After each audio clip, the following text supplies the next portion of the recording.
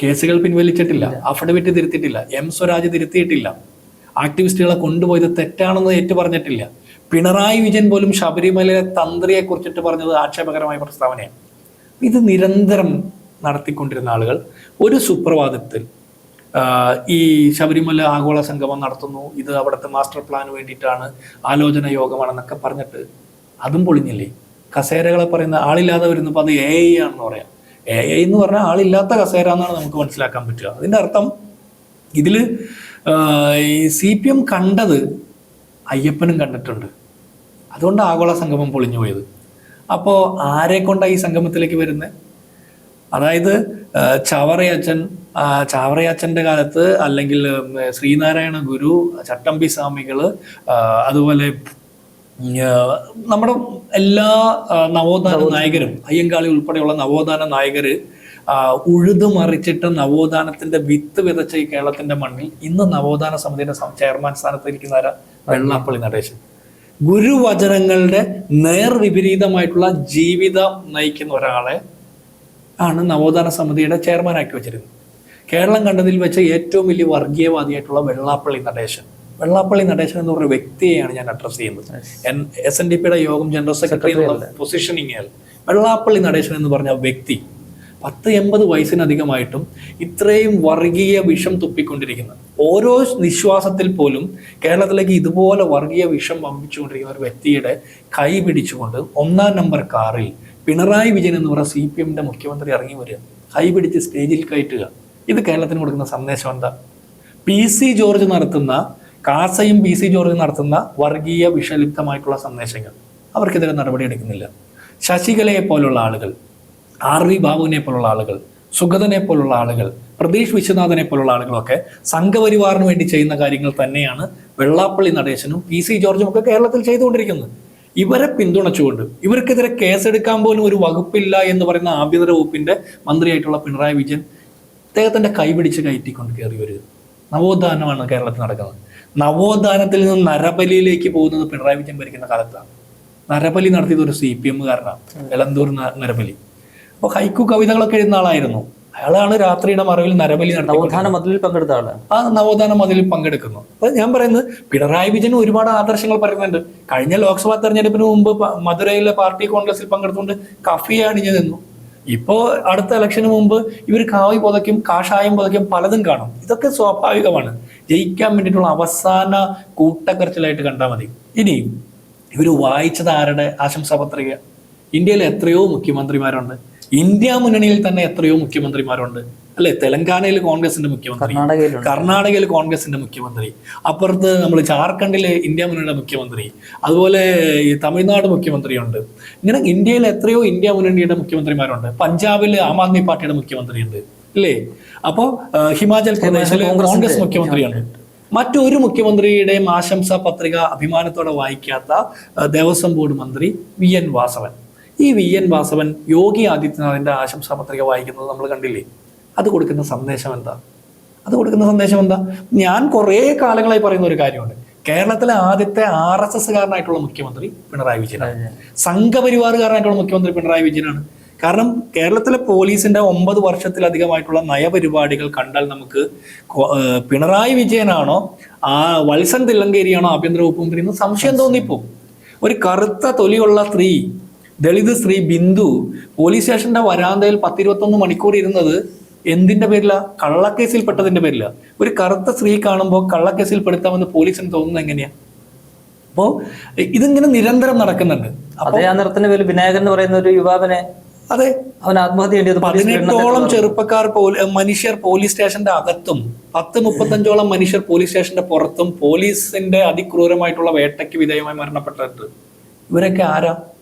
ഇവരെ കുറിച്ച് ചർച്ച ചെയ്യണ്ടേ? ഈ ദളിത് ന്യൂനപക്ഷ വിഭാഗങ്ങളിൽപ്പെട്ട മനുഷ്യർ നിരന്തരം ആക്രമിക്കപ്പെടുന്നു. പോലീസിന്റെ വകുപ്പ് മന്ത്രി അവരുടെ ആത്മവീര്യം ചോർന്നു പോകുന്നു പറഞ്ഞ് അതിനെ അഡ്രസ് ചെയ്യാതിരിക്കുന്നു. സുജിത്തിനെ ലോക്കപ്പിലിട്ട് ഇടിക്കുന്ന ചിത്രങ്ങളും ദൃശ്യങ്ങൾ പുറത്തു വന്നു. എന്ത് ആർജവം ഉണ്ടായിരുന്നു അവർക്ക്? അപ്പൊ കേരളത്തിലെ CPM അവരുടെ അവസാനത്തെ യാത്രയിലാണ്. CPM തീരുകയാണ്.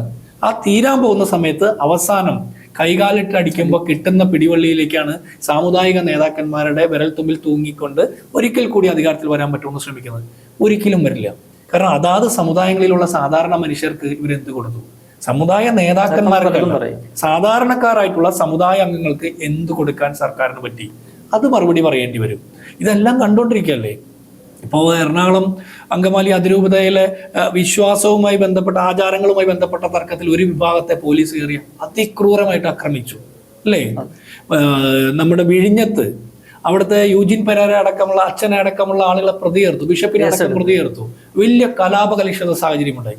അതുപോലെ ഓരോന്നും തൃശ്ശൂർ പൂരം കലക്കി സുരേഷ് ഗോപിയെ ജയിപ്പിച്ചവർ, ആ പൂരം കലക്കിയവരെ മനസാക്ഷിക്ക് മുമ്പിൽ കൊണ്ടുവന്ന് നിർത്താൻ പറ്റാത്ത ആളുകളാണ് ശബരിമലയിലെ അയ്യപ്പന് ഈ പറഞ്ഞ അടിസ്ഥാന സൗകര്യങ്ങൾ ഒരുക്കാൻ വേണ്ടി നടക്കുന്നു എന്ന് പറയുന്നത്. ഈ പൊതുഖജനാവിൽ നിന്ന് 7.5 കോടി രൂപ ചെലവഴിച്ച് നടത്തിയ ഈ മാമാങ്കത്തിന് പകരം അവിടെ കുറച്ച് അടിസ്ഥാന സൗകര്യങ്ങൾ ഈ 7.5 കോടിക്ക് നടത്താമായിരുന്നു. അവിടെ ബാത്റൂം ഫെസിലിറ്റിയും മറ്റ് വിരിക്കാനുള്ള സൗകര്യവും കിടക്കാനുള്ള സൗകര്യം ഒരുക്കി കൊടുക്കാമായിരുന്നു. ഇത് ചെയ്യാത്ത ഒരു സർക്കാർ ഈ പ്രചരണ പരിപാടികളിലൂടെ ജയിക്കില്ല, തോക്കാനാണ് സാധ്യതയല്ല. ജനങ്ങൾ തീരുമാനിച്ചു കഴിഞ്ഞു. സ്വന്തം മകൾക്ക് മാസപ്പടി ഉറപ്പ് നൽകാമെന്നല്ലാതെ കേരളത്തിലെ സാധാരണക്കാർക്ക് പെൻഷൻ കൃത്യമായിട്ട് കൊടുക്കാനായിട്ട് ഉറപ്പ് നൽകാൻ പറ്റില്ല ഈ സർക്കാരിന്. ഇതെല്ലാം മനുഷ്യർ കാണുന്നുണ്ട്.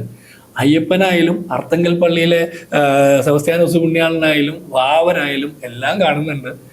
വിശ്വാസികളും അവിശ്വാസികളുമായിട്ടുള്ള മനുഷ്യർ കൂടി ചേർന്നാണ് കേരളം. ഇപ്പോൾ മതേതര കേരളം എന്നാണ് നമ്മൾ അഭിമാനിക്കുന്നത്. മതേതര കേരളത്തിൽ വിശ്വാസികൾ മാത്രമല്ല അവിശ്വാസികളും ഉണ്ട്, വിവിധ വിശ്വാസങ്ങളിൽപ്പെട്ട മനുഷ്യരുണ്ട്. എല്ലാവരും ചേർത്ത് നിർത്തണ്ടേ. ഇതൊരു സെക്യുലർ സർക്കാരല്ല, ഇത് തികഞ്ഞ ഒരു വലതുപക്ഷ സർക്കാരാണ്. യോഗി ആദിത്യനാഥിന്റെ സർക്കാർ എന്തൊക്കെ നടപടി എടുക്കുന്നു അതൊക്കെ തന്നെയാണ് കേരളത്തിൽ എടുക്കുന്നത്. എല്ലാവരും കാണുന്നുണ്ട്, ചർച്ച ചെയ്യപ്പെട്ടിട്ട്. ഏറ്റവും അവസാനമായിട്ട് ഈ വരുന്ന നിയമസഭാ തെരഞ്ഞെടുപ്പിലൊക്കെ തന്നെ വാർത്തകൾ വരുന്നത് രാഹുൽ ഗാന്ധിയും പ്രിയങ്ക ഗാന്ധിയും ഒക്കെ കോൺഗ്രസിന്റെ പ്രചരണത്തെ നയിക്കാൻ മുന്നിൽ കാണുമെന്നാണ്. അങ്ങനെ ഒരു സാഹചര്യം ഉണ്ടാകുമ്പോൾ രാഹുൽ ഗാന്ധിയും ഇപ്പോൾ ബീഹാറിൽ ഒരു റാലിയൊക്കെ നടത്തിയല്ലോ, അത് നൽകിയ ഒരു ഉണർവ് ചില്ലറയല്ല. അപ്പോൾ കോൺഗ്രസിന് ഇവിടെ UDF-നും ഒക്കെ തന്നെ അത്തരം ഒരു ഉണർവ് നൽകാൻ ഇരുവരും എത്താനുള്ള സാധ്യതയുണ്ട്. അല്ല, അത് എനിക്കതിനെക്കുറിച്ച് വ്യക്തമായ ധാരണയില്ല. പക്ഷെ എത്തുമായിരിക്കും എന്ന് തന്നെയാണ് നമ്മുടെ പ്രതീക്ഷ. എത്തണം എന്നാണ് നമ്മുടെ ആഗ്രഹം. കാരണം ഇന്ത്യ മുന്നണിയുടെ നേതൃത്വത്തിൽ വോട്ട് ചോരിക്കെതിരെ വലിയ ക്യാമ്പയിൻ നടക്കുക. ആ വോട്ട് ചോരി ക്യാമ്പയിൻ്റെ നേതൃനിരയിൽ നിൽക്കുന്ന രാഹുൽ ഗാന്ധി വോട്ട് ചോരിയുമായി ബന്ധപ്പെട്ട ഒരു വലിയ ആക്ഷേപം നരേന്ദ്രമോദിക്കെതിരെ ചൊരിഞ്ഞിട്ട് ഇതേവരെ നരേന്ദ്രമോദി മിണ്ടിയിട്ടില്ല. മോഷ്ടിച്ചെടുത്ത ജനാധിപത്യത്തിന്റെ മേലെയാണ് നരേന്ദ്രമോദി പ്രധാനമന്ത്രിയുടെ കസേരയിട്ടിരിക്കുന്നതെന്ന് പറഞ്ഞിട്ട് ഒരക്ഷരം പറയാൻ പറ്റിയില്ല. മുഖ്യ തെരഞ്ഞെടുപ്പ് കമ്മീഷണർ ഒരു രാഷ്ട്രീയ നേതാവിന്റെ നിലയിലേക്ക് തരം താണു പോയി. ഇതൊക്കെ നടക്കുക. ബീഹാറിൽ വലിയ പ്രചരണം നടക്കുന്നു, ഇന്ത്യയെമ്പാടും പ്രചരണം നടക്കുന്നു. ഇക്കാര്യത്തിൽ ഒരക്ഷരം പോലും ഉരിയാടാത്ത ഒരേ ഒരാൾ മുഖ്യമന്ത്രി പിണറായി വിജയനാണ്. പിണറായി വിജയൻ എന്ന് പറഞ്ഞാൽ CPM-ന്റെ മുഖ്യമന്ത്രി ഒഴിച്ച് ബാക്കി എല്ലാ മനുഷ്യരും രാഹുൽ ഗാന്ധിക്ക് പിന്തുണ പ്രഖ്യാപിച്ചു. രാഹുൽ ഗാന്ധിക്കെതിരെ പാർലമെന്റ് ഇലക്ഷനിൽ വയനാട്ടിൽ മത്സരിച്ച ആനി രാജ രാഹുൽ ഗാന്ധിയോടൊപ്പം ആ യാത്രയിൽ പങ്കെടുത്ത് പിന്തുണ കൊടുത്തു. പിണറായി വിജയൻ എന്താ മിണ്ടാത്തത്? ഒറ്റ കാര്യമേ ഉള്ളൂ. കഴിഞ്ഞ ലോക്സഭാ തെരഞ്ഞെടുപ്പിന്റെ സമയത്ത് കേരളത്തിലെ സ്കെഡ്യൂൾ കഴിഞ്ഞപ്പോൾ തന്നെ മക്കളെയും മരുമകനെയൊക്കെ കൂട്ടി വിനോദയാത്രയ്ക്ക് പോയ പിണറായി വിജയന്റെ അതേ നിലപാടിൽ തന്നെയാണ് ഇപ്പോഴും. BJP-ക്കെതിരെ അദ്ദേഹം സംസാരിക്കില്ല. സുരേഷ് ഗോപിക്കും കുടുംബത്തിനും വീട്ടിലെ ഡ്രൈവർക്ക് വരെ കള്ളവോട്ടും വ്യാജവോട്ടും ഇരട്ട വോട്ടും ഉണ്ട്. സകല സംഖ്യകളെയും സകല നാടുകളിലും കൊണ്ടുവന്ന് കള്ളവോട്ട് ചെയ്താണ് ജയിച്ചതെന്നുള്ള വിവരം വന്നിട്ട് പിണറായി വിജയൻ മാത്രം മിണ്ടിയില്ല. പൂരം കലക്കിയതുമായി ബന്ധപ്പെട്ട വിഷയത്തിൽ മിണ്ടിയില്ല. കൊടകര കുഴൽപ്പണ കേസുമായി ബന്ധപ്പെട്ട വിഷയത്തിൽ സുരേന്ദ്രൻ രക്ഷപ്പെടാൻ സാഹചര്യം ഒരുക്കി. മഞ്ചേശ്വരം കോഴക്കേസിൽ സുരേന്ദ്രന് രക്ഷപ്പെടാൻ പ്രോസിക്യൂഷന്റെ വരെ പിന്തുണ കിട്ടുന്ന സാഹചര്യം ഒരുക്കി.